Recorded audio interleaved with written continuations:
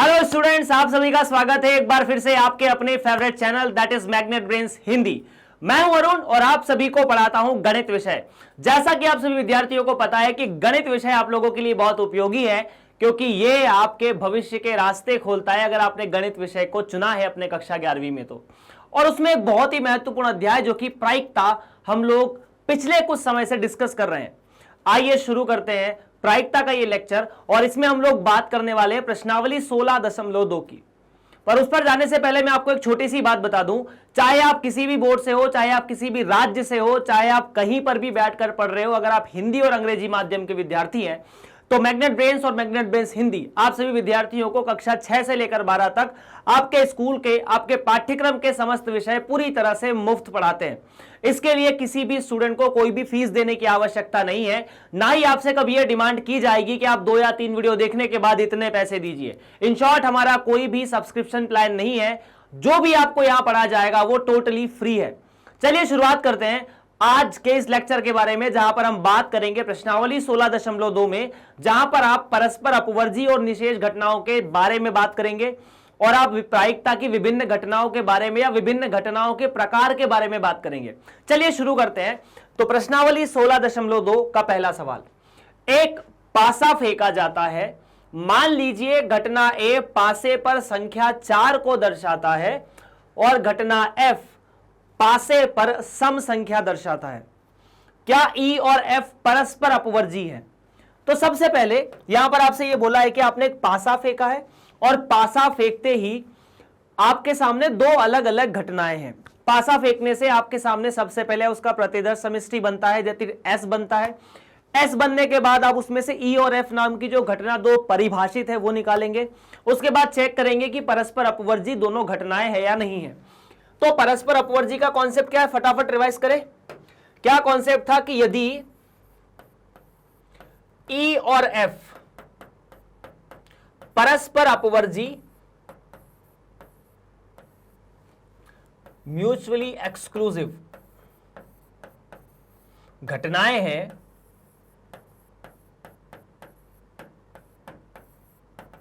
तो ई intersection F सदैव रिक्त समुच्चय होना चाहिए। अगर ऐसा है तो हमें बेसिकली यह चेक करना है कि ई और एफ रिक्त समुच्चय है या नहीं है। तो सबसे पहले पासे को फेंके जाने पर आप यह बताइए कि प्रतिदर्श समष्टि क्या होगा। अगर हम पासे को फेंकते हैं, जो कि आपको बोला है कि आप एक पासे को फेंकेंगे, अगर पासे को फेंकेंगे तो प्रतिदर्श समष्टि या फिर सैंपल स्पेस होना क्या चाहिए?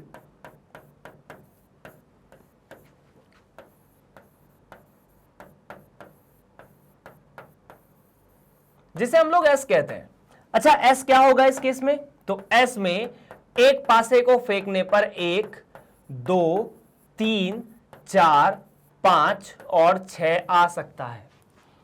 अब मान लीजिए घटना ई है जो कह रही है कि पासे पर सम 4 दर्शाना है। तो अगर पासे पर 4 दर्शाना है तो पासे पर 4 दर्शाने का मतलब है ई के अंदर सिर्फ और सिर्फ 4 होगा। दूसरा, एफ नाम की घटना है। एफ नाम की घटना पासे पर सम संख्या आनी चाहिए। अब सम संख्या क्या होगी? 2, 4 और 6। So in this case there are only 3 numbers 2, 4 and 6 in this case. तो चलिए सबसे पहले इन दोनों का इंटरसेक्शन लेते हैं।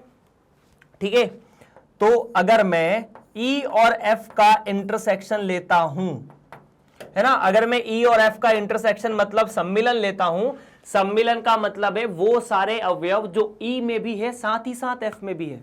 तो अगर यहां से चेक किया जाए तो सिर्फ और सिर्फ 4 मिलेगा, दोनों में है, जो कि रिक्त समुच्चय नहीं है। रिक्त समुच्चय होने का मतलब है दोनों में कुछ भी ना हो। तो बस हमारा जवाब तैयार है। चूंकि ई इंटरसेक्शन एफ रिक्त समुच्चय नहीं है, इसीलिए ई और एफ नाम की जो 2 घटनाएं हैं वह परस्पर अपवर्जी नहीं है। ई और एफ नाम की घटनाएं परस्पर अपवर्जी नहीं है।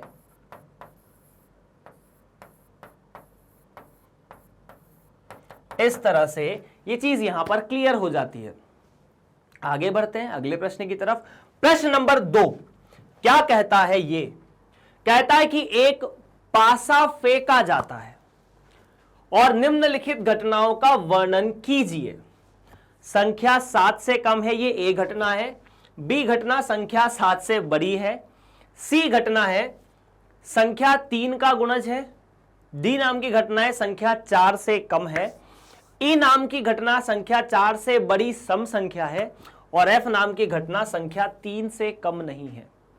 और उसके बाद आपको क्या क्या निकालना है? A union B, A intersection B, B union C, E intersection F, D intersection F, A minus C, D minus E minus F dash और एफ डैश भी याद कीजिए। तो कैसे निकालेंगे? तो आइए इसको सॉल्व करने की कोशिश करते हैं। सबसे पहले जो भी घटना आपको दी जाए आप उसका प्रतिदर्श समष्टि निकालिए, मतलब एस निकालिए। ठीक है, इस घटना में मैं निकालने जा रहा हूं प्रतिदर्श समष्टि, मतलब सैंपल स्पेस। उसी से हम सारी घटनाओं के बारे में बात करेंगे। तो जब एक पासे को फेंका जाता है, यहां पर बोला गया है कि एक पासा फेंका जाता है। जब पासे को फेंका जाता है तो प्रतिदर्श समष्टि में 1 से लेकर 6 तक की संख्याएं होगी। हमने उनको लिख भी दिया कि 1 मिलेगा, 2 भी है, 3, 4, 5 और 6। अब उसके बाद आपको जो जिन घटनाओं के बारे में बोला गया है वो सारी घटनाएं यहां पर लिख दीजिए। पहली घटना ए नाम की घटना। ए नाम की घटना का मतलब है संख्या 7 से कम है। इस प्रतिदर्श समष्टि में ऐसी कितनी संख्याएं हैं जो 7 से कम है? सारी संख्याएं हैं। तो ए समुच्चय में ये सारे के सारे नंबर यहां आ जाएंगे। 1, 2, 3, 4, 5 और 6। बी नाम की जो घटना है उसके बारे में कहा जा रहा है कि संख्या 7 से बड़ी है। अब ये जो बी बनेगा ये सारी घटनाएं बनेगी ना, निम्नलिखित घटनाएं। जो घटनाएं बनेगी वो एस से बनती, हम लोगों को पता है। एस मतलब प्रतिदर्श समष्टि। इसमें ऐसी कितनी संख्या है जो 7 से बड़ी है? एक भी नहीं, तो बी एक रिक्त समुच्चय होगा। तीसरा, संख्या 3 का गुणज है। तो इस एस में 3 के गुणज कौन कौन से हैं? सी नाम की घटना, तो 3 और 6 यही होंगे 3 के गुणज, 3 और 6। उसके बाद डी संख्या 4 से कम है। अगर संख्या 4 से कम है तो 4 से कम कौन कौन सी संख्या है? संख्या 4 से कम 1 है, 2 है और 3 है। उसी तरह अगर पांचवा समुच्चय हम लोग बनाने जाएंगे, ई 4 से बड़ी सम संख्या। अब 4 से बड़ी संख्या 5 और 6 है। 4 से बड़ी संख्या में 5 और 6, इसमें सम संख्या 6 है। तो यहां पर ई नाम की जो घटना है उसमें आपको मिल जाएगा सिर्फ और सिर्फ 6। उसके बाद पांचवा, छठा, एफ या एफ नाम की जो घटना है 3 से कम नहीं है। 3 से कम नहीं है का मतलब है 3 हो जाए, मतलब या तो 3 या 3 से ज्यादा। 3 से कम नहीं है का मतलब क्या है? या तो 3 या 3 से ज्यादा। तो 3 या 3 से ज्यादा एफ के अंदर 3, 4, 5 और 6 नाम के 4 अवयव मिलेंगे। इतना क्लियर है? अब आपको क्या क्या बोला गया है अपन वो सब निकालने की कोशिश करते हैं। पहला, A union B, A intersection B. तो आपको पहले बोला जाए कि ए यूनियन बी क्या है वो निकालिए। मतलब ऐसी क्या क्या, इन दोनों का यूनियन, दोनों चीजों का यूनियन मतलब सम्मिलन निकालना। कैसे निकालते हैं? हम ए के अवयव लिख देते हैं और बी के अवयव लिख देते हैं। उन अवयवों को जो दोनों में उपस्थित है उनको एक ही बार लिखते हैं। मतलब ए यूनियन बी का मतलब है वो सारे अवयव जो ए में भी प्रेजेंट है या तो ए में प्रेजेंट है या बी में प्रेजेंट है। तो अगर मैं ए यूनियन बी के बारे में बात करता हूं तो यहां 1, 2, 3, 4, 5 और 6 नाम के आपके सामने अवयव मिलेंगे।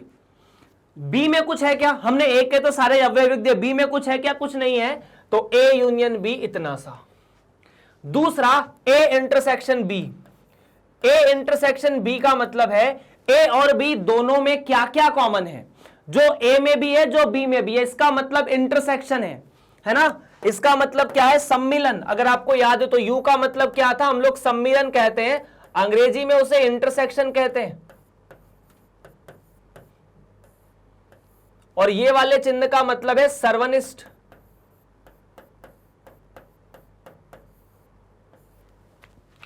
तो अगर ए सर्वनिष्ठ बी निकाला जाए तो वो कितना आएगा? ए सर्वनिष्ठ बी मतलब वो अवयव जो ए और बी दोनों में है। तो ऐसा कोई भी अवयव नहीं है जो ए और बी दोनों में है, क्योंकि जो ए में है वो बी में नहीं है और बी में तो कुछ भी नहीं है। तो ए इंटरसेक्शन बी एक रिक्त समुच्चय होगा। एक प्रॉपर्टी भी है कि यदि किसी भी समुच्चय का रिक्त समुच्चय के साथ इंटरसेक्शन लिया जाएगा तो वो सदैव रिक्त समुच्चय आएगा, है ना। फाई मतलब रिक्त समुच्चय। उसके बाद बी यूनियन सी, अगला कौन सा है, बी का सी के साथ यूनियन। बी का सी के साथ यूनियन, बी में तो कुछ भी नहीं है, सी में 3 और 6 है, तो यूनियन का मतलब है वो सारे अवयव जो दोनों में से किसी एक में भी उपस्थित हो। एक प्रॉपर्टी और भी है कि यदि किसी समुच्चय के साथ आप रिक्त समुच्चय का यूनियन निकालोगे तो वही समुच्चय आ जाएगा ए समुच्चय, रिक्त समुच्चय हट जाएगा। तो अगर बी एक रिक्त समुच्चय है, सी समुच्चय 3 और 6 है, तो रिक्त समुच्चय का सी समुच्चय के साथ सम्मिलन सी समुच्चय के बराबर है, जो कि 3 और 6 है। उसके बाद ई इंटरसेक्शन एफ और डी इंटरसेक्शन ई। उसके बाद आपसे पूछा जा रहा है ई इंटरसेक्शन एफ। ई इंटरसेक्शन एफ मतलब ई और एफ में क्या क्या कॉमन है। तो ई में 6 है, एफ में भी 6 है, इसके अलावा कुछ कॉमन है क्या, कुछ नहीं है, क्योंकि दोनों में कुछ कॉमन होगा तब ना जब ई में कोई अवयव होगा। ई इंटरसेक्शन एफ भी खत्म। D intersection E. D intersection E मतलब डी और ई को बड़े गौर से देखो। डी इंटरसेक्शन ई में आपको कुछ दिखा क्या, डी इंटरसेक्शन ई इन दोनों में कुछ कॉमन है, यहां 1 2 3 है, यहां 6 है, दोनों में कुछ भी कॉमन नहीं, तो इसका मतलब रिक्त समुच्चय। रिक्त समुच्चय, ठीक है, मतलब कुछ भी कॉमन नहीं है, खाली ए माइनस सी। ठीक है, अब निकालेंगे ए माइनस सी। अब ए माइनस सी, आप ए को देखो और सी को देखो। ए माइनस सी लिखने का मतलब है ए में से सी के अवयव गायब कर दो। ए माइनस सी का मतलब तो यही है, अगर हमें एक समुच्चय में से दूसरा समुच्चय घटाना है तो पहले समुच्चय में से दूसरे समुच्चय के वो अवयव जो दोनों में उपस्थित है हटा दो। जैसे मतलब इसे हम लोग जानते भी है सूत्र की मदद से कि ए माइनस सी बराबर ए माइनस ए सर्वनिष्ठ सी। ये फॉर्मूला भी होता है ना, इसको अपन ऐसे भी याद रख सकते हैं कि अगर मुझे ए में से बी को घटाना है तो ए में से वो अवयव घटा दो जो दोनों में उपस्थित है। तो ए में से आपको वो अवयव घटाना है जो दोनों में उपस्थित है, मतलब दोनों में 3 उपस्थित है, दोनों में 6 उपस्थित है, तो ए में बच जाएंगे सिर्फ और सिर्फ 1 2 4 और 5। नेक्स्ट ए माइनस सी, फिनिश। उसके बाद डी माइनस ई। डी माइनस ई, डी माइनस ई, डी माइनस ई मतलब ये डी और ये ई। अब देखो यार, डी माइनस ई लिखने का मतलब है डी में से वो अवयव हटाओ जो दोनों में उपस्थित है। अब अगर आप गौर करो तो डी में से वो अवयव हटाओ जो दोनों में उपस्थित है, दोनों में तो कुछ भी उपस्थित नहीं है। क्या दोनों में ऐसी कोई चीज है दोनों में अवेलेबल है? नहीं। यहां 1 2 3 है तो वहां 6 है, तो इसका मतलब है डी में से कुछ भी नहीं घटेगा। तो आपका सीधा सीधा जो आंसर है वो 1 2 और 3 आ जाएगा। आफ्टर दैट आपको निकालना है ई इंटरसेक्शन एफ डैश, पर उसके लिए अपन एक काम करते हैं, पहले एफ डैश निकाल लेते हैं।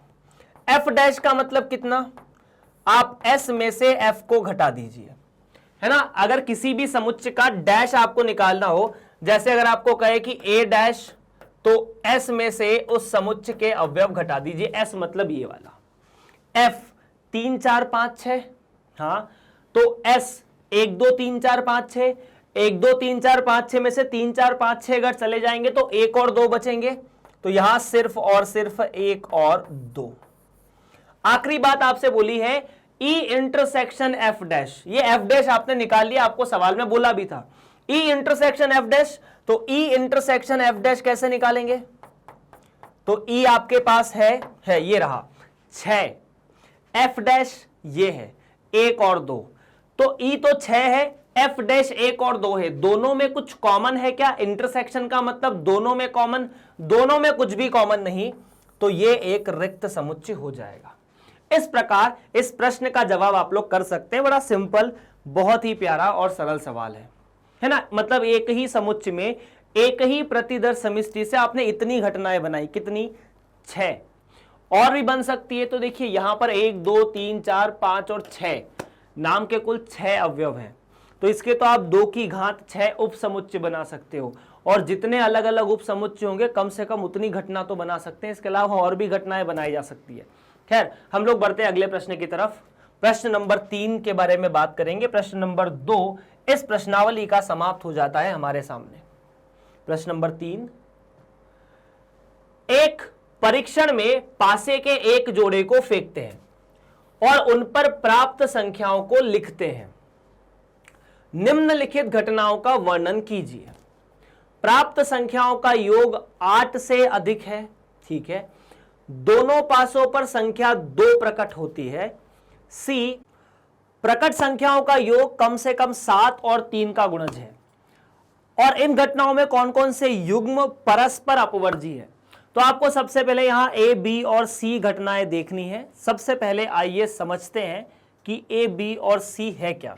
प्रश्न में यह बोला है कि मान लीजिए 2 पासे हैं। अब पासे ऐसे होते हैं यार, एक पासा ये, दूसरा पासा ये, इन पर कुछ ना कुछ योग आता है, सामने एक संख्या आती है, ऐसा कुछ। जैसे मान लो यहां पर संख्या ए मिली और यहां पर संख्या बी मिली। अब एक बात तो क्लियर है कि ये ए और बी है क्या। तो ए और बी, चाहे ए का नाम ले लो या बी का नाम ले लो, ए और बी 1, 2, 3, 4, 5 और 6 के अलावा कुछ भी नहीं आ सकता, क्योंकि पासों पर यही संख्याएं अंकित होती है, ठीक है। अच्छा, यहां पर आपको बोला है कि हम a प्लस बी के बारे में इंटरेस्टेड हैं। अगर आप a के बारे में बात करें तो a वाले पार्ट में क्या बोला कि प्राप्त संख्याओं का योग 8 से अधिक है। अब a प्लस बी क्या क्या आ सकता है, मतलब दोनों संख्याओं का योग क्या क्या हो सकता है। तो देखिए, अगर आप न्यूनतम योग के बारे में बात करते हैं, न्यूनतम योग मतलब कम से कम योग, तो कम से कम योग कब आ सकता है, जब a और b दोनों एक हो। इसके अलावा तो नहीं हो सकता। अगर a भी एक है और b भी एक है तो सबसे कम योग आएगा दोनों पासों पर, ठीक है। और अधिकतम योग कब आ सकता है, सबसे ज्यादा योग कब आ सकता है, तो सबसे ज्यादा योग तब आ सकता है जब दोनों पर 6 हो, मतलब 6 + 6 हो तो ये 12 हो। और ये कब हो सकता है, जब a और b दोनों का मान 6 के बराबर हो, है ना। तो ये योग अधिकतम होगा। अच्छा, न्यूनतम और अधिकतम योग के बाद यहां पर आपसे ये, अच्छा एक तो फिर अपन ये बोल सकते हैं ना कि अगर हम 2 पासे को फेंकें तो योग क्या क्या हो सकता है। तो योग क्या क्या हो सकता है, तो 2 हो सकता है 3, 4, 5, 6, 7, 8, 9, 10, 11, 12 हो सकता है। अब आपसे बोला है कि प्राप्त संख्याओं का योग 8 से अधिक होना चाहिए, मतलब इस प्रश्न में योग क्या क्या हो सकता है। तो योग 8 से अधिक है, मतलब 9 हो सकता है, 10 हो सकता है, 11 और 12 हो सकता है। दोनों बी वाला जो समुच्चय है वो बड़ा सिंपल है कि दोनों पासों पर 2 प्रकट हो। दोनों पासों पर 2 प्रकट हो तो बी वाला तो बड़ा सिंपल है कि ए पर भी आपको, मतलब पहले वाले पर भी 2 मिले और दूसरे पर भी 2 मिले। उसी तरह सी वाले का मतलब है प्रकट संख्याओं का योग कम से कम 7 है और 3 का गुणज है। अब कम से कम 7 का मतलब है योग या तो 7 है, 8 है, 9 है, 10 है, 11 है या 12 है, और वो योग 3 का गुणज भी होना चाहिए। ऐसा नहीं कि योग 7 हो जाए तो काम हो जाएगा। और का मतलब है ये वाला बात भी होनी चाहिए और ये वाली बात भी होनी चाहिए।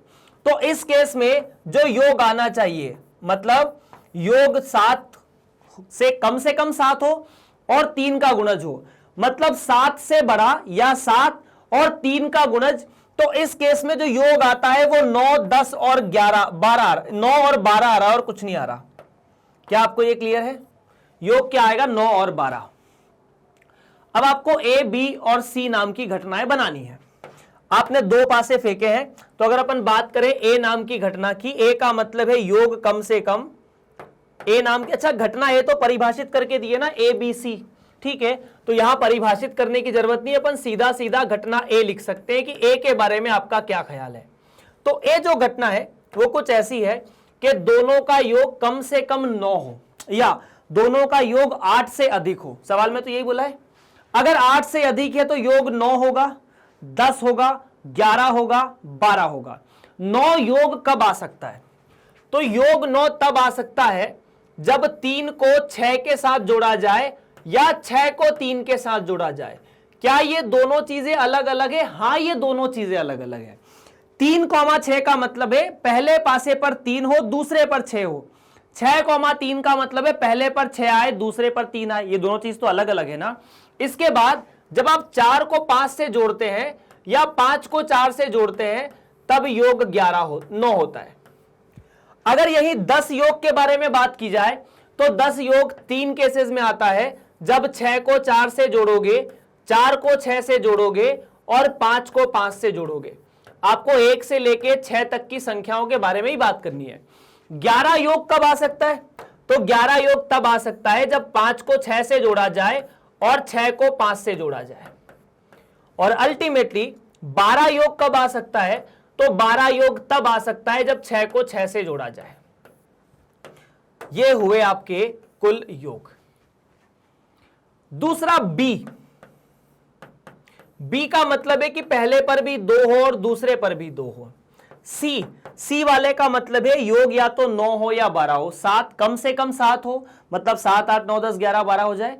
और 3 का गुणज, मतलब 3 का गुणज तो 9 और 12, 8, 10, 11, 7 तो होते नहीं 3 के पहाड़े में।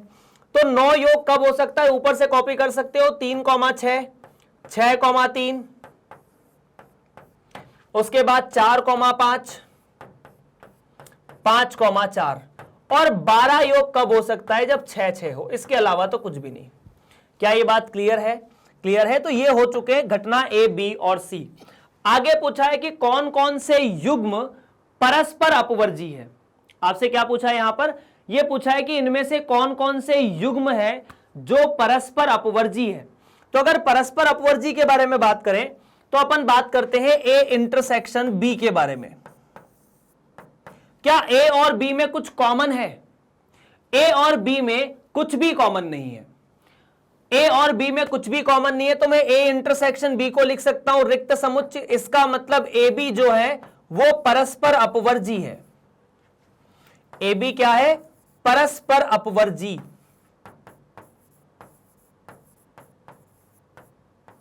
ठीक है।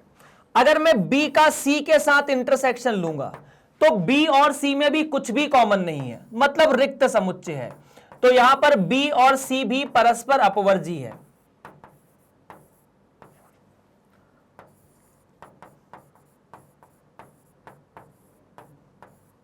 और आफ्टर दैट अगर मैं ए का इंटरसेक्शन सी के साथ लेने जाऊं तो क्या आएगा? तो ए और सी का इंटरसेक्शन आप देखोगे तो इसमें 3,6 आपको मिलेगा। 3 और 6 बिल्कुल बात सही है। उसके अलावा 6, 3 बात सही है। 4, 5 ये बात भी सही है। 5, 4 ये बात भी सही है। That means A comma B तो ठीक है। एसी में आपको बहुत सी चीजें मिलेगी। आप एक बार फटाफट बना के बताओ एसी क्या होगा। तो ये है 3,6 दोनों का इंटरसेक्शन। 6,3 ये बात भी सही है। उसके बाद 4,5 डन। 5,4 और 6,6 ये ए और सी का इंटरसेक्शन है। और क्लियरली ए और सी दोनों के दोनों आप लिख सकते हैं ना, चूंकि ए इंटरसेक्शन सी रिक्त समुच्चय नहीं है इसीलिए ए और सी परस्पर अपवर्जी नहीं है। क्या नहीं है? ये परस्पर अपवर्जी नहीं है।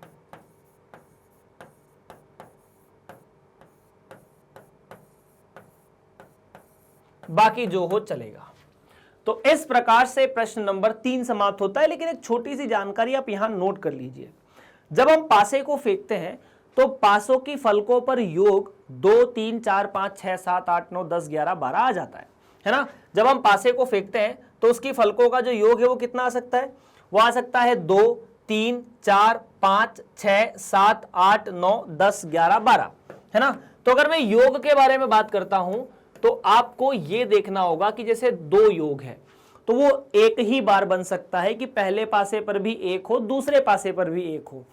3 योग 2 बार बन सकता है। 1, 3, 3, 1।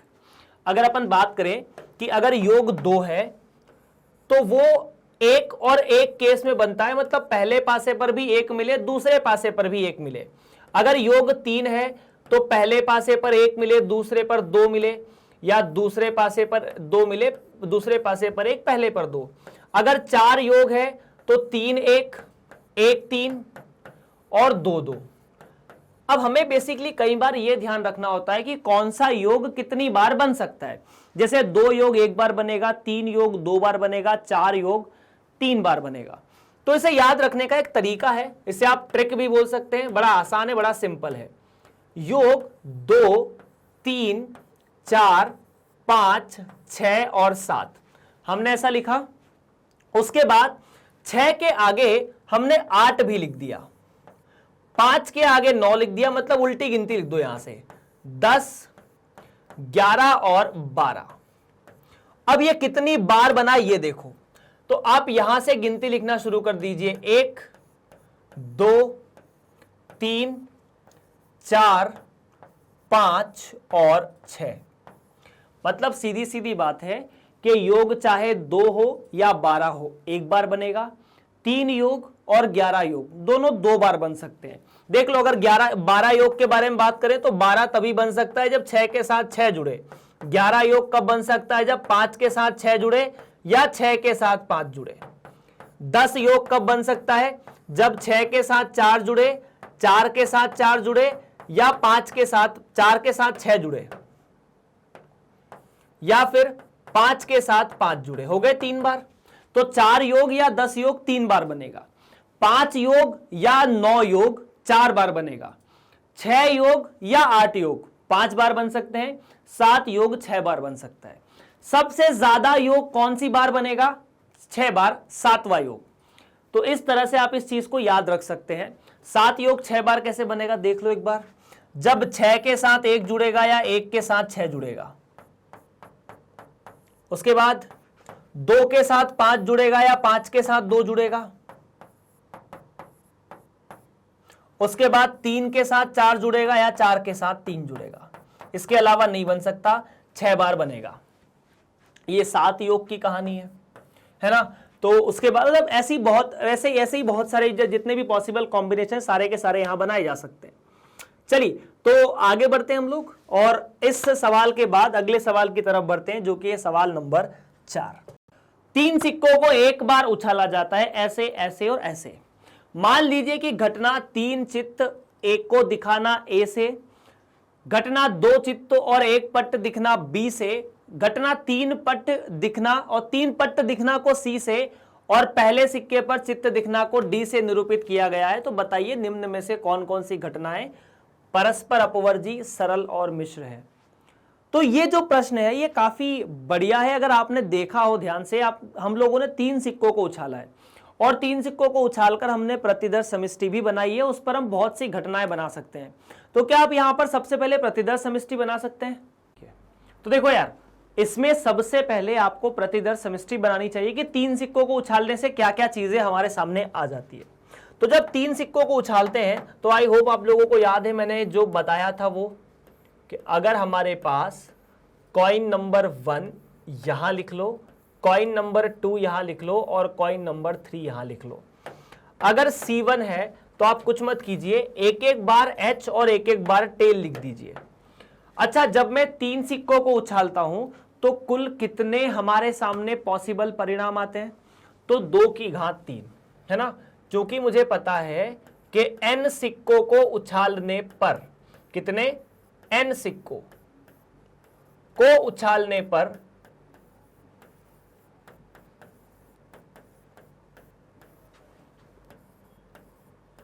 2 की घात n परिणाम होते हैं।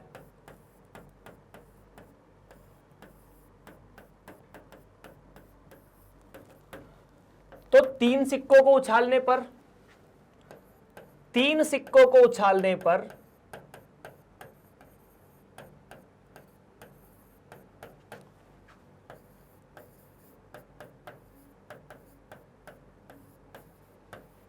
दो की घात 3, इसका मतलब कुल 8 परिणाम होते हैं, है ना।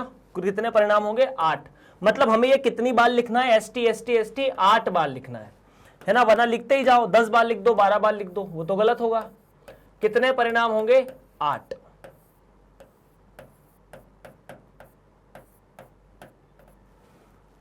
होंगे।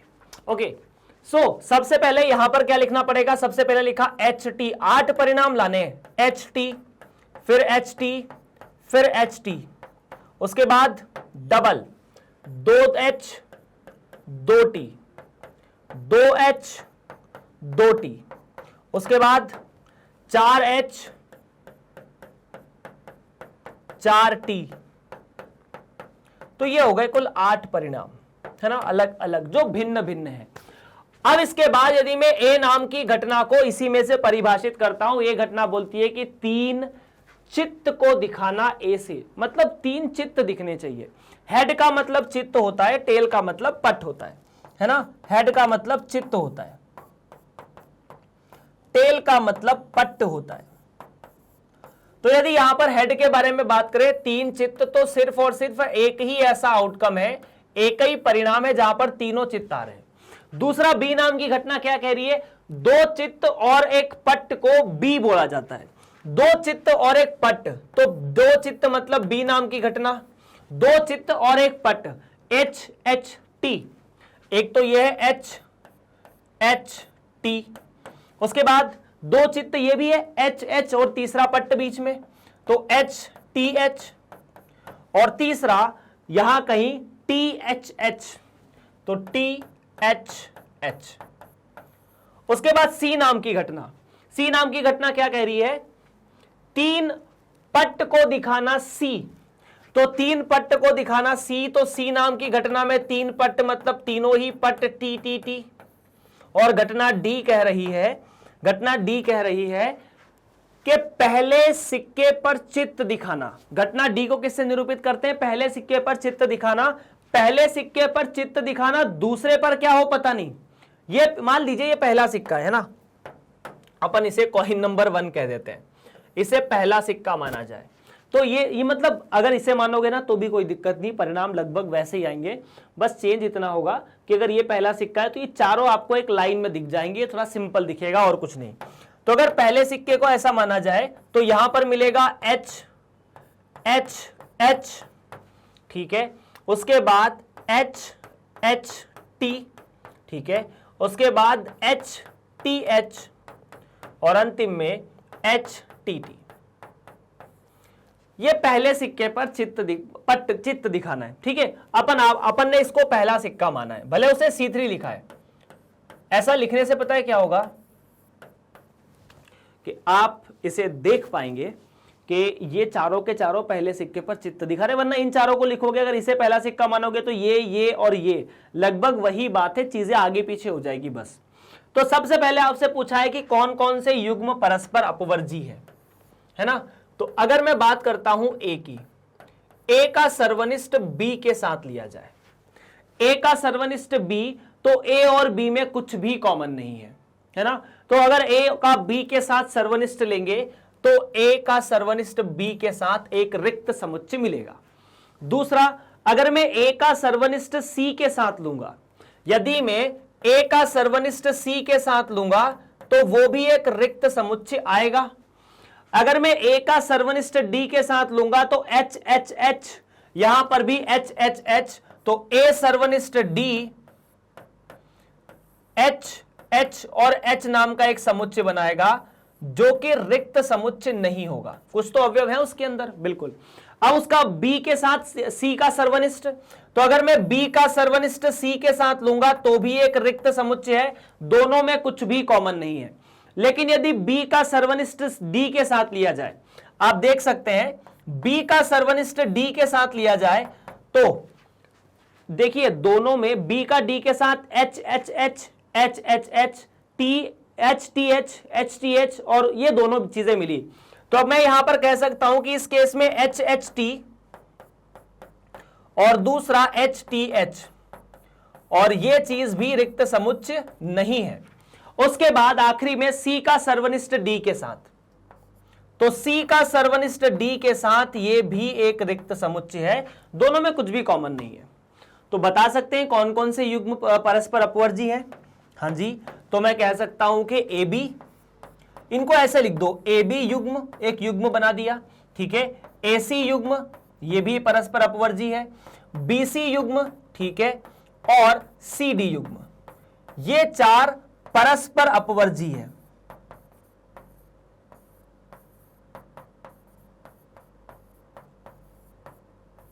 ये जो 4 युग्म है वो परस्पर अपवर्जी है, बाकी दोनों नहीं है। ए का डी के साथ, ए और डी परस्पर अपवर्जी नहीं है, बी और डी परस्पर अपवर्जी नहीं है। दूसरी बात आपसे पूछा है कि कौन कौन से घटनाएं सरल हैं। सरल का मतलब जिसमें सिर्फ और सिर्फ एक प्रतिदर्श बिंदु हो, मतलब एक अवयव हो। तो सरल घटनाएं ऐसी कौन कौन सी घटनाएं जिसमें सिर्फ और सिर्फ एक ही प्रतिदर्श बिंदु है, मतलब एक अवयव है।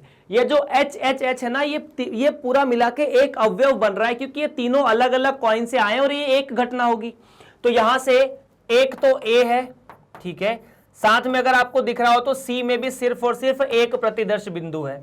दूसरा, अगर मिश्र घटनाओं के बारे में बात की जाए तो मिश्र घटनाएं हमारे सामने 2 है, एक तो बी और दूसरी डी। तो ये रहा आपके इस प्रश्न का जवाब। सिंपल है, सरल है, बहुत अच्छा है। आगे बढ़े तो यहां से आगे बढ़ते ही बात करेंगे अगले प्रश्न के लिए। आई होप आपको ये सवाल समझ में आया है। कैलकुलेशन सिंपल है, चौथा सवाल था इस प्रश्नावली का और सिंपल है यार, है ना। घटनाएं बनानी है, परस्पर अपवर्जी देखना है, सरल देखना है। इस प्रश्नावली में प्रायिकता आपको नहीं पढ़ाई गई है, ना ही प्रायिकता पूछी गई है। प्रायिकता इसके बाद शुरू होगी।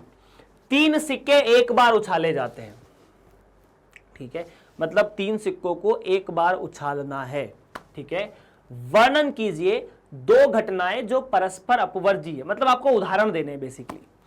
3 घटनाएं जो परस्पर अपवर्जी और निशेष है, ठीक है। 2 घटनाएं जो परस्पर अपवर्जी नहीं है, 2 घटनाएं जो परस्पर अपवर्जी है किंतु निशेष नहीं है, 3 घटनाएं जो परस्पर अपवर्जी है किंतु निशेष नहीं है। देखिए बात करते हैं सबसे पहले। जब आप 3 सिक्कों को उछालते हैं तो हम फिर से प्रतिदर्श समष्टि बनाएंगे यार, है ना। ये पहला सिक्का, ये दूसरा सिक्का, ये तीसरा सिक्का, और इन तीनों को उछालने पर हम क्या लिखेंगे? सबसे पहले 2 बार एच टी, मतलब एच टी एक बार एच टी और फिर एच टी, और उसके बाद टी टी टी मतलब एच एच एच 2 बार, और फिर 2 बार टी टी, फिर एच एच और फिर टी टी, और आखिरी में 4 बार एच और 4 बार T, H H H H T T और टी टी। तो इस प्रकार ये कुल 8 घटनाएं यहां पर हो जाती है। अब आपको मतलब बेसिकली यहां ये 8 घटनाएं नहीं, कुल 8 अवयव होंगे, एक ये दूसरा ये, इनसे आपको घटनाएं बनानी है। तो कुल घटनाएं कितनी बन सकती है? तो देखिए यहां पर अवयव कितने हैं? अवयव है हमारे सामने कुल 8, है ना। 1 2 3 4 5 6 7 और 8, ये पूरा एक अवयव है, दूसरा ये है, तीसरा ये है। तो इससे कितनी घटनाएं बन सकती है? तो देखिए अगर किसी भी समुच्चय में अवयव 8 है तो उसकी घटनाएं 2 की घात 8 हो जाएगी, मतलब बहुत ज्यादा हो जाएगी।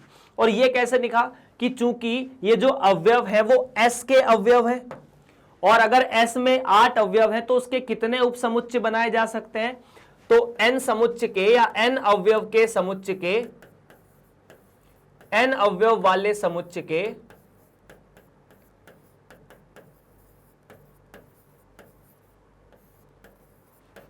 2 की घात n उपसमुच्चय होते हैं।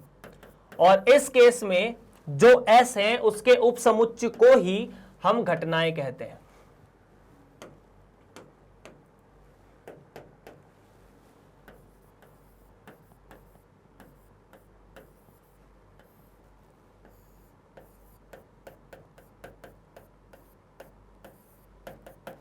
है ना। कुल कितने उपसमुच्चय होते हैं? 2 की घात 8, या 2 की घात n तो 2 की घात 8, इतने अलग अलग उपसमुच्चय होंगे तो अलग अलग घटनाएं बनेगी। 2 की घात 8 घटनाएं बनेगी। 2 की घात 4 16 होता है, तो 16 गुणा 16 256 घटनाएं बनेगी। उनमें से आपको कुछ कुछ के उदाहरण देने हैं, यूं समझ लीजिए। अब सबसे पहले आपको यहां पर 2 शब्द दिया गया है, परस्पर अपवर्जी, है ना। क्या बोला है? सबसे पहले परस्पर अपवर्जी, और कोई भी घटनाएं परस्पर अपवर्जी कब होती है? तो परस्पर अपवर्जी के लिए अगर ई घटना का इंटरसेक्शन एफ घटना के साथ रिक्त समुच्चय आता है तो अपन उसे परस्पर अपवर्जी कहते हैं। और दूसरा निशेष, तो निशेष घटनाएं क्या होती है? निशेष घटनाएं ऐसी बहुत सी घटनाएं हो सकती है जिसमें मान लीजिए E1 नाम की घटना है, उसका यूनियन E2 के साथ लिया। E1 नाम की घटना का यूनियन किसके साथ लिया? E2 के साथ लिया। फिर यूनियन E3 के साथ लिया। ऐसी जितनी भी घटनाएं सबका यूनियन लेते गए और अगर आखिरी में वो सब मिलके S बन जाता है तो ऐसी घटनाओं को हम निशेष घटनाएं कहते हैं। अब यहां सबसे पहले S बनाना पड़ेगा कि S होता क्या है, क्योंकि S की आवश्यकता है। तो S सिंपल है यार, इन सभी को लिख दो। H H H, फिर H H T, ठीक है, फिर H T H, फिर H T T, उसके बाद T H H, हाँ जी, फिर T H T, T T H और आखिरी में T T T। ये हुआ S।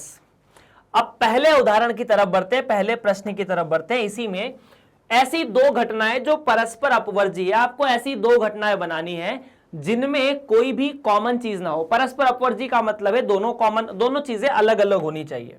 तो अपन करते हैं अब हल 1 बाय 1। पहला सवाल A का है ना। पहला, दो घटनाएं ऐसी बना दो इनमें से 2 की घात 8 घटनाओं में से जो परस्पर अपवर्जी है। मतलब आप इनमें से कोई भी ऐसे दो अवयव उठाओ या कितने भी अवयव उठा लो। मान लीजिए E नाम की एक घटना है जिसमें आपने HH रख दिया, HHT रख दिया और HTT रख दिया। ये दो अवयव उठा के इसमें रख दिया।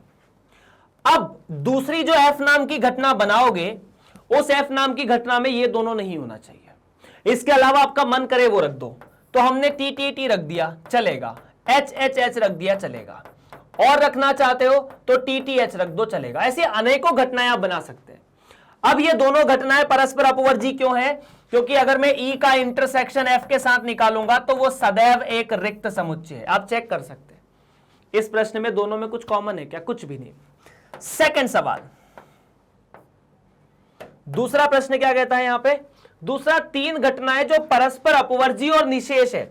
मतलब ऐसी 3 घटनाएं आपको बनानी है जो तीनों आपस में परस्पर अपवर्जी। जैसे मान लीजिए A, B और C नाम की घटना आपने बनाई। अब A, B, C नाम की जो घटना बनाओगे तो तीनों घटनाओं में से A, B में कुछ कॉमन नहीं होना चाहिए, B, C में कुछ भी कॉमन नहीं होना चाहिए और A, C में भी कुछ कॉमन नहीं होना चाहिए। और उन तीनों का जब सम्मिलन लिया जाए तो पूरा का पूरा S बन जाना चाहिए। तो मुद्दा ऐसा है कि अगर मैं सबसे पहले A, B और C को देखूं तो A और B में आपको जो मन करे वो ले लो। बस ऐसा करना कि दोनों में कुछ भी कॉमन ना हो। जैसे मान लीजिए आपने A में लिख दिया HHH, उसके बाद TTT। B नाम की घटना में आपने HHH लिखा, बाद में T लिखा, फिर HTH लिखा और बाद में H या THT लिखा, THH लिखा। क्या इन दोनों में कुछ भी कॉमन है? कुछ नहीं है। अब इन जो यहां आ चुका है और जो यहां आ चुका है उन सभी को S में से हटाकर C में लिख दो। मतलब C के अंदर THH या THT, TTH और उसके बाद HTT रहेगा। अब देख लो क्या A और B में कुछ कॉमन है? कुछ नहीं है। B और C में कुछ कॉमन है? कुछ भी नहीं है। A और C में कुछ कॉमन है? कुछ भी नहीं है। तो यहां पर अपन देख सकते हैं कि A इंटरसेक्शन B ले लो, चाहे B इंटरसेक्शन C ले लो, चाहे C इंटरसेक्शन A ले लो, कुछ भी कॉमन नहीं है। मतलब घटनाएं आपस में परस्पर अपवर्जी है। और अगर मैं निशेष की बात करूंगा तो मैं A का यूनियन B के साथ और फिर यूनियन C के साथ लेना चाहता हूं। निशेष में सारी घटनाओं को ले सकते हो।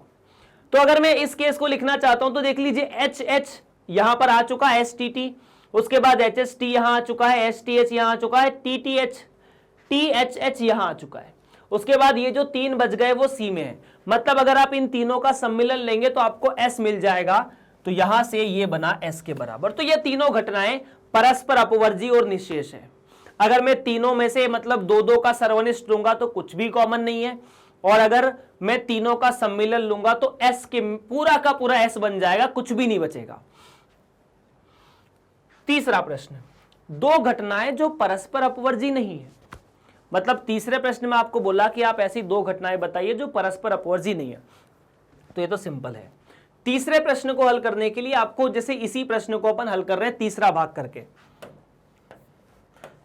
इसको बना देते हैं अपन तीसरा सवाल। तो आपको ऐसी दो घटनाएं बनानी है जो परस्पर अपवर्जी नहीं है। अगर परस्पर अपवर्जी नहीं है तो ई और एफ में कुछ तो कॉमन आ जाना चाहिए। ठीक है, तो हमने ई को थोड़ा सा मॉडिफाई कर दिया, हमने एच का एक अवयव या एफ का एक अवयव ई में लिख दिया। अब अगर मैं यहां से ई इंटरसेक्शन एफ बनाऊंगा तो मुझे टी टी टी कॉमन मिल जाएगा जो दोनों में है। तो ये दोनों अब परस्पर अपवर्जी नहीं है। देख लो क्या रिक्त समुच्चय आ रहा है? नहीं, टी टी टी यहां पर भी और यहां पर भी है। अगला, दो घटनाएं जो परस्पर अपवर्जी तो है किंतु निशेष नहीं है। दो घटनाएं चौथे वाले सवाल में जो परस्पर अपवर्जी है, तो दो घटनाएं जो परस्पर अपवर्जी है किंतु निशेष नहीं है। चौथे प्रश्न का जवाब बड़ा आसान है। निशेष का मतलब दो ऐसी घटनाएं लिखो जिनका सर्वनिष्ठ तो कुछ ना हो, लेकिन अगर सम्मिलन ले तो एस नहीं बनना चाहिए। सवाल हल हो चुका, खत्म। देख लीजिए, ये दो घटनाएं जिसमें आपके सामने एस भी है, मतलब इन दो घटनाओं में अगर आप ए और बी का सम्मिलन लेंगे तो रिक्त समुच्चय है। दोनों में कुछ कॉमन है क्या? कुछ भी नहीं है। लेकिन अगर दोनों का सर्वनिष्ठ लूंगा तो ये, या दोनों का सर्वनिष्ठ लूंगा तो रिक्त समुच्चय आएगा। सम्मिलन लेने पर एस नहीं बनेगा। यार यहां तो 5 चीजें होगी, दोनों को मिला भी दोगे तो, और एस में तो कुल 8 अवयव लिखे हैं, है ना। एस में कितने अवयव? 8 अवयव है। तो ये दोनों घटनाएं परस्पर अपवर्जी तो है लेकिन निशेष नहीं है। पांचवा भाग, तीन घटनाएं जो परस्पर अपवर्जी है किंतु निशेष नहीं है। ऐसी तीन घटनाएं आपको लिखनी है पांचवें भाग में जो परस्पर अपवर्जी है किंतु निशेष नहीं है। तो उम्मीद है पांचवा भाग का सवाल जवाब अपन ऐसे कर सकते हैं, जैसे मान लीजिए एम नाम की घटना है, एन नाम की घटना है और पी नाम की घटना है। आपको इन तीनों को ऐसे बनाना है कि इन तीनों में आपस में कुछ भी कॉमन ना हो। तो मैंने एम नाम की घटना में सिर्फ एच एच एच लिखा, एन नाम की घटना में एच टी एच लिखा, और पी नाम की घटना में टी टी टी लिखा। क्या तीनों में कुछ भी कॉमन है? कुछ भी कॉमन नहीं है। तीनों में कुछ भी कॉमन नहीं है। ठीक है, तो क्या यहां से लिखा जा सकता है कि एम इंटरसेक्शन एन, अगर एम का एन के साथ इंटरसेक्शन लोगे, एन का पी के साथ इंटरसेक्शन लोगे, या पी का एम के साथ इंटरसेक्शन लोगे, ये सदैव रिक्त समुच्चय है। लेकिन इन तीनों का सम्मिलन लेने से एस तो नहीं बन जाता। तो एम का यूनियन एन के साथ, यूनियन पी के साथ एस नहीं बनता। तो ये तीनों घटनाएं परस्पर अपवर्जी तो है लेकिन निशेष घटनाएं नहीं है। They are mutually exclusive but not exhaustive.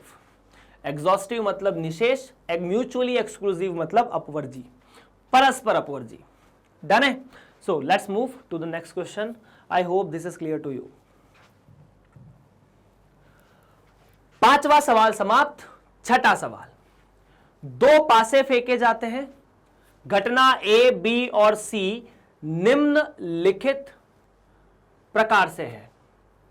पहले पासे पर सम संख्या प्राप्त होना, मतलब पहले पासे पर 2 मिले, 4 मिले या 6 मिले। बी, पहले पासे पर विषम संख्या प्राप्त होना। ठीक है। सी, पासों पर प्राप्त संख्याओं का योग 5 से कम या 5 के बराबर होना। निम्नलिखित घटनाओं का वर्णन कीजिए। मतलब again it's a calculative part. सबसे पहले आपको ए घटना, बी घटना और सी घटना को लिखना पड़ेगा। अगर हम दो पासे फेंकते हैं तो क्या होता है? देखिए, सबसे पहले आप ए बी सी और मतलब दो पासे फेंकने पर आपके सामने घटनाएं क्या क्या बनती है उन्हें देखिए। तो ए नाम की घटना के बारे में हम क्या कहना चाहेंगे? देखो, पहले पासे पर सम संख्या प्राप्त होना है। अगर पहले पासे पर सम संख्या प्राप्त होना मतलब अगर आपने दो पासे फेंके हैं, एक पासा ऐसा है और दूसरा पासा ऐसा है, तो यहां पर सम संख्या मिलनी चाहिए 2, 4, 6। अगर 2, 4, 6 मिलना चाहिए तो मान लीजिए पहले पासे पर 2 मिला तो दूसरे पासे पर तो कुछ भी मिल सकता है। बात सही है ना? यहां पर अगर 2 मिलेगा तो यहां 2 भी मिल सकता है। हाँ, यहां पर 2 मिलेगा तो यहां 3 भी मिल सकता है। हाँ, यहां 2 मिलेगा तो यहां 4 भी मिल सकता है। दूसरे पासे के बारे में कोई जानकारी है क्या? नहीं है। उसके बाद 4 तो 1 भी मिल सकता है, 4 तो 2 भी मिल सकता है, 4 तो 3 भी मिल सकता है, 4 के साथ 4 भी मिल सकता है, 4 के साथ 5 भी मिल सकता है और 4 के साथ 6 भी मिल सकता है। और उसके बाद अब पहले पासे पर 6 भी आ सकता है। सम संख्या का मतलब तो ये 2 4 6।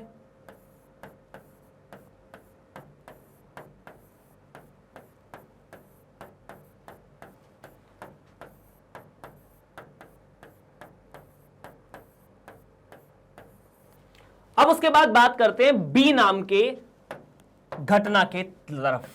बी नाम की घटना का मतलब क्या है कि पहले पासे पर विषम संख्या प्राप्त होना है, दूसरे पर नहीं, पहले पर। अगर पहले पासे पर विषम संख्या प्राप्त होना है तो पहले पासे पर विषम संख्या मिलना मतलब 1 मिलना, तो पहले पासे पर अगर 1 मिले तो दूसरे पासे पर कुछ भी मिल सकता है। इसके बारे में भी हम टेंशन फ्री है।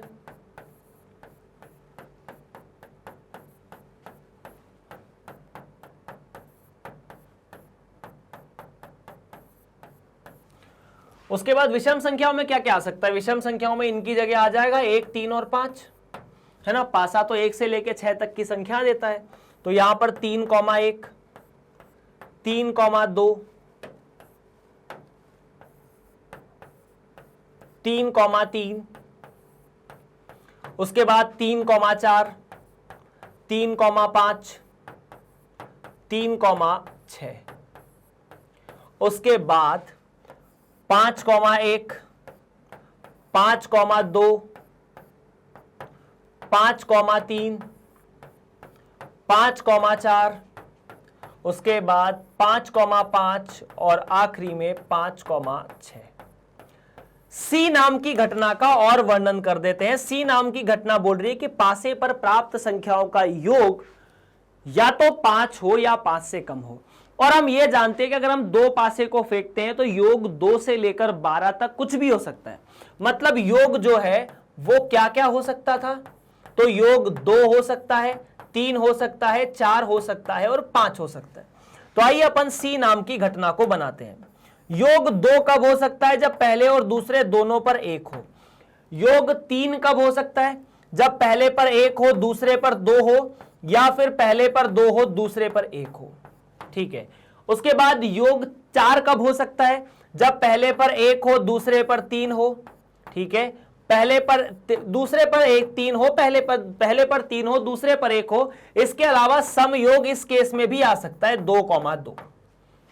उसके बाद 5 3 2 3 4 योग हो गए, 5 योग। तो योग 5 कब हो सकता है? जब 1 को मैं 4 के साथ जोड़ दूं या 4 को 1 के साथ जोड़ दूं। हाँ। उसके अलावा 2 को 3 के साथ जोड़ूंगा या 3 को 2 के साथ जोड़ूंगा, बात तो सेम है। तो ये हो गए सर ए, बी और सी घटनाएं। अब उसके बाद आपसे पूछा जा रहा है कि निम्नलिखित घटनाओं का वर्णन कीजिए। पहला प्रश्न है ए डैश। ए डैश का मतलब क्या है? कि ए नहीं होना। ए नहीं होने का मतलब क्या है? ए का मतलब है पहले पासे पर सम संख्या प्राप्त नहीं होना। देखो यहां से ना आप सवाल को बहुत आसानी से उड़ा सकते हो। मतलब आपको जवाब पूरा का पूरा ए डैश लिखने की आवश्यकता नहीं है। पहला भाग ए डैश मतलब पहले पासे पर सम संख्या प्राप्त होना ए है ना। ए का मतलब है, ए डैश का मतलब है पहले पासे पर सम संख्या प्राप्त नहीं होना, क्योंकि ए का मतलब पहले पासे पर सम संख्या प्राप्त होना है। तो ए डैश का मतलब है पहले पासे पर सम संख्या प्राप्त नहीं होना।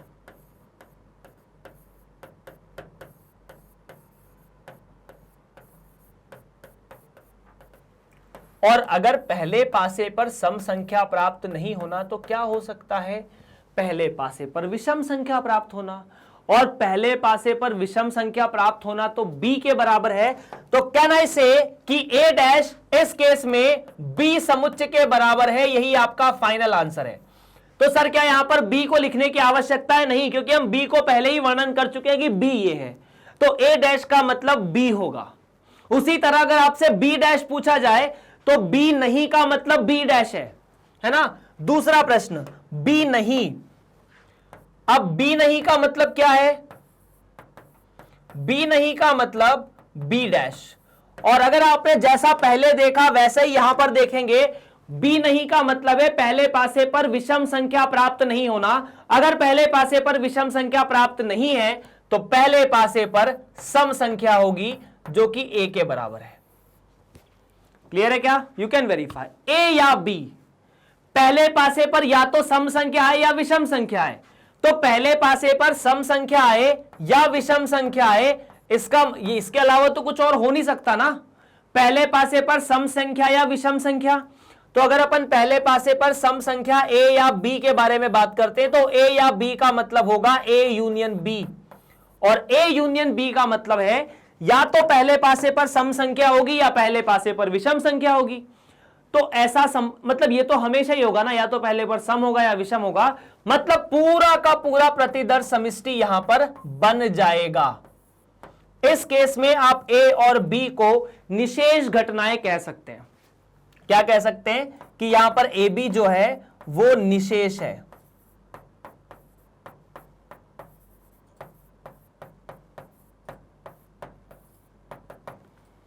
क्लियर है? वेरीफाई कर लो फटाफट। तो चौथा सवाल जो है वो ऐसा है कि ए और बी, बड़े गौर से देखिए, ए और बी के बारे में बात करेंगे अपन अभी। चौथे सवाल का मतलब है ए और बी। अच्छा, तीसरे पार्ट को यहां लिख लीजिए, थोड़ा काम देगा। तीसरे पार्ट का मतलब है कि ए यूनियन बी जो है वो एस के बराबर है। अपन ने ये नोट कर लिया तीसरे से। चौथे पार्ट का मतलब है कि ए और बी, तो ए और बी का मतलब क्या है? ए और बी का मतलब है ऐसी चीजें जो ए और बी दोनों में है, ए इंटरसेक्शन बी। तो ए का मतलब क्या है? कि पहले पासे पर सम संख्या हो। बी का मतलब क्या है? कि पहले पासे पर विषम संख्या हो। ए और बी का मतलब है कि ए भी हो और बी भी हो। तो क्या पहले पासे पर सम संख्या और विषम संख्या एक साथ आ सकती है? नहीं। इसका मतलब है कि ए और बी दोनों एक साथ संभव नहीं है। तो यहां से तो आप बोल रहे थे कि ए बी जो है वो निशेष घटना है। ए बी जो है वो निशेष घटना है, मतलब इन दोनों से कुछ भी शेष नहीं बचता।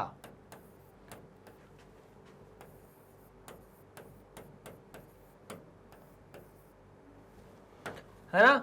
ए बी जो है वो निशेष घटना है। यहां पर आप बोल सकते हैं कि चूंकि ए और बी में कुछ भी कॉमन नहीं है तो ए बी परस्पर अपवर्जी भी है। क्या है? परस्पर अपवर्जी भी है।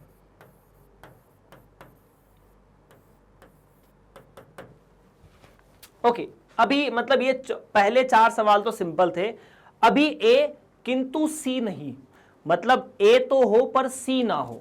ए किंतु सी नहीं का मतलब क्या है? 5वां प्रश्न, ए किंतु सी नहीं।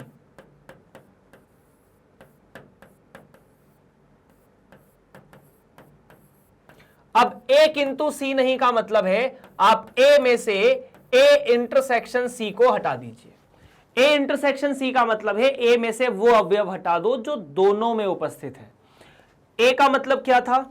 ए का मतलब था पहले पासे पर सम संख्या प्राप्त होना, और वहां से आप ए इंटरसेक्शन सी हटा रहे हैं। मतलब बेसिकली अगर ध्यान से देखा जाए तो 2,1 और 2,1 दोनों में उपस्थित है। ठीक है, 2,2 और 2,2 दोनों में उपस्थित है। 2,3 और 2,3 दोनों में उपस्थित है। इसके अलावा कुछ और है जो दोनों में उपस्थित है?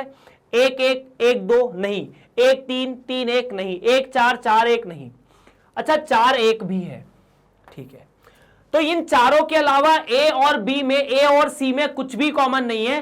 तो ए में से आप ये चारों हटा दीजिए, बाकी सब लिख दीजिए। यही ए किंतु सी नहीं होगा।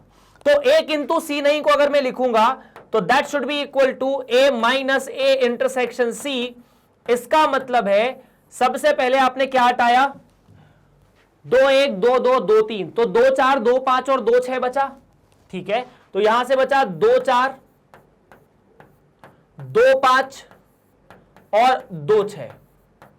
उसके बाद 4,1 भी हटाए तो 4,2, 4,3, 4,4, 4,5, 4,6। अब उसके बाद 5, मतलब उसके बाद वाली लाइन पूरी बची है 6 वाली, तो 6-1, 6-2 और 6-3, 6-4, 6-5 और 6-6, ये रहे कुल आपके सामने A माइनस सी, मतलब A किंतु C नहीं। पांचवा भाग B या C, मतलब या तो B हो जाए या C हो जाए। B या C का मतलब है कि या तो B हो जाए या C हो जाए, और ये काफी कैलकुलेटिव है। B या C लिखना, तो छठा भाग जो है इस प्रश्न का उसको लिखा जाएगा B या C। अब B या C का मतलब है या तो B हो या C हो, तो सबसे पहले आप पूरे के पूरे B के अवयव तो लिख दीजिए। B का मतलब क्या था, पहले पासे पर सम संख्या होना, 1-1, 1-2, 1-3, 1-4, 1-5, 1-6, उसके बाद 3-1, क्योंकि पहले पासे पर विषम संख्या प्राप्त होना B था, सम नहीं, 3-2, 3-3, 3-4, 3-5, 3-6,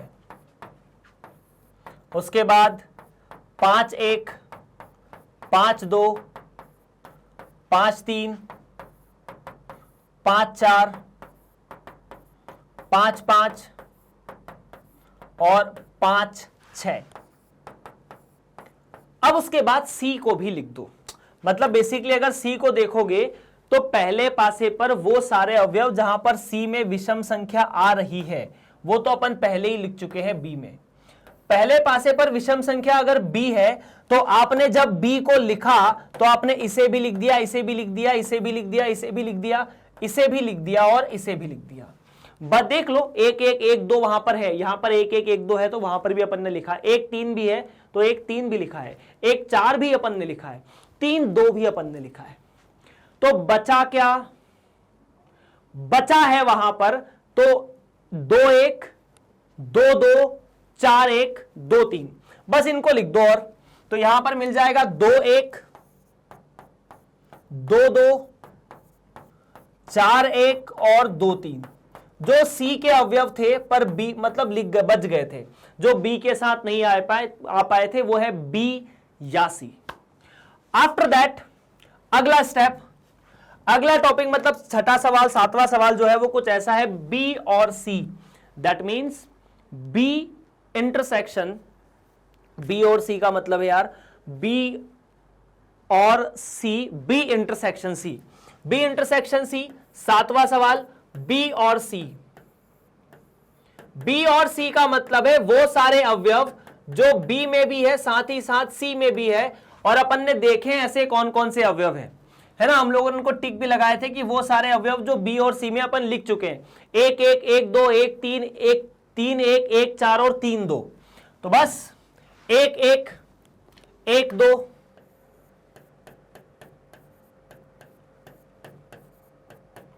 1-3, 1-4, 3-1, 1-4 और उसके बाद 3-2।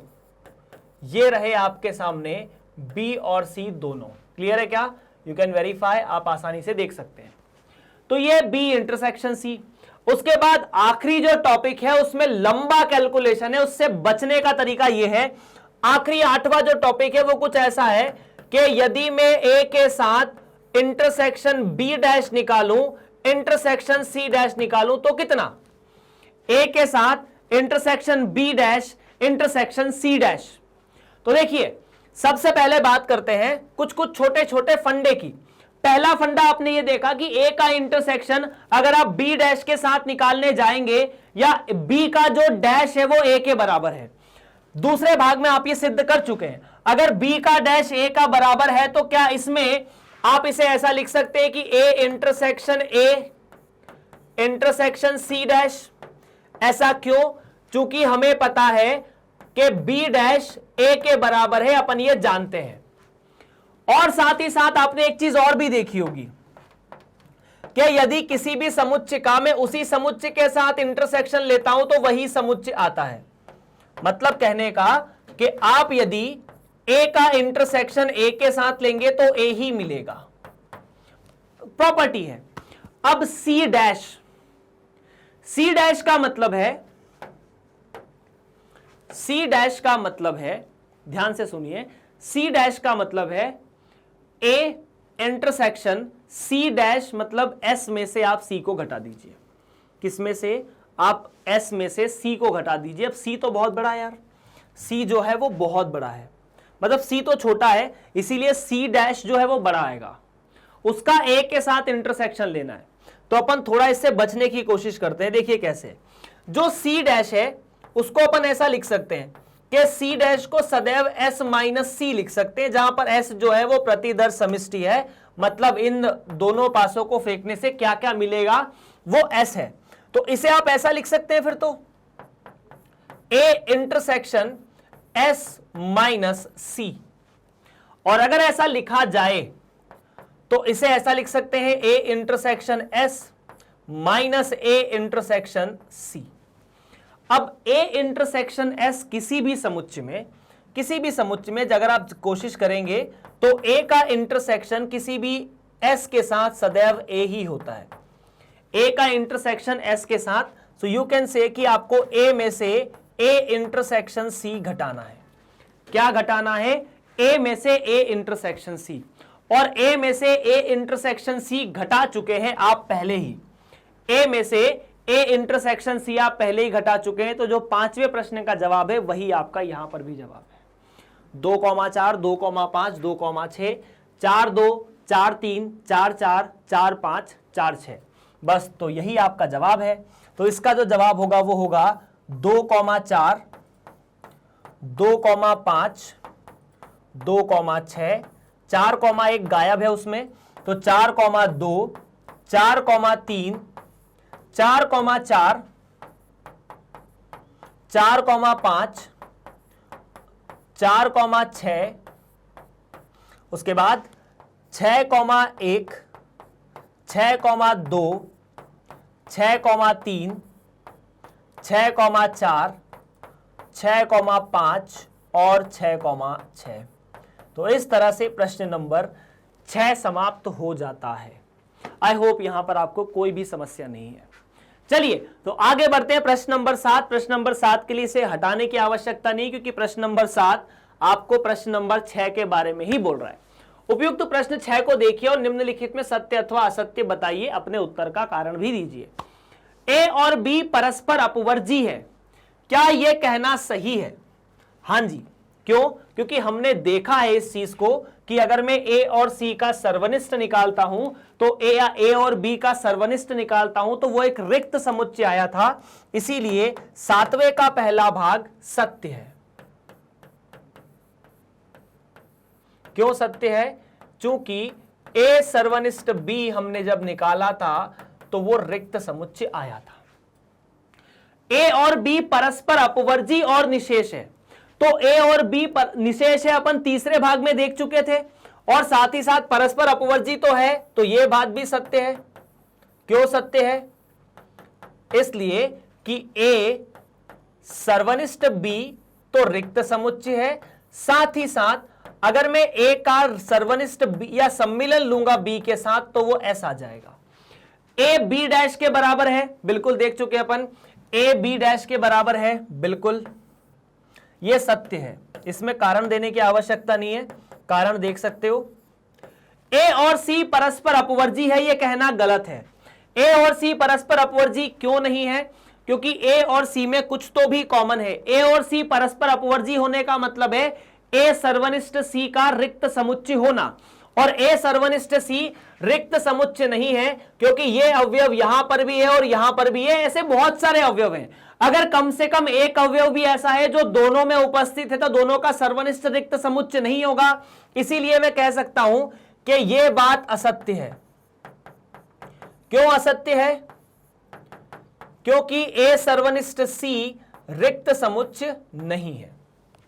उसके बाद ए और बी डैश परस्पर अपवर्जी है, ए और बी डैश परस्पर अपवर्जी नहीं हो सकते, है ना, ये गलत है, असत्य है।